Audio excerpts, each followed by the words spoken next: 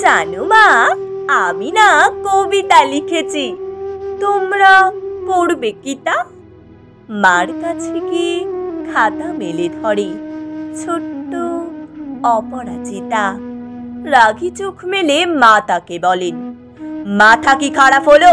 ছাইপাশ সব না লিখে বরং অঙ্কের খাতা খোলো। মুখ ভার করে গুটি গুটি পায়ে গেল সে বাবার কাছে।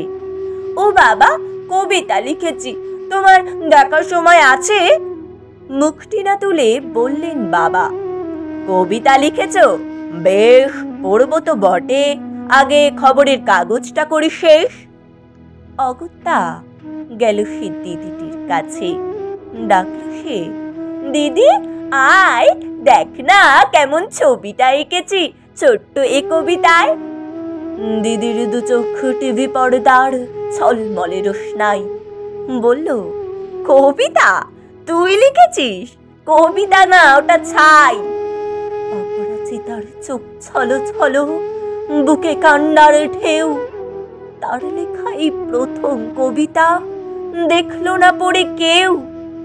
একা ঘরে বসে সামনে তাকালে মালাতে সাজানো ছবি, স্নিগ্ধ দু চোখে রয়েছেন চেয়ে সহজ পাঠের কবি। কবিতার খাতা মেলে সে ধরল, ঠোঁট দুটো থর থর।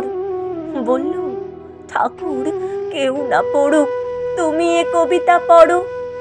কি জানি কি করে কি যে হয়ে গেল এ কথার সাথে সাথে রবি ঠাকুরের মালা থেকে ফুল ঝরল সে খাতাটাতে।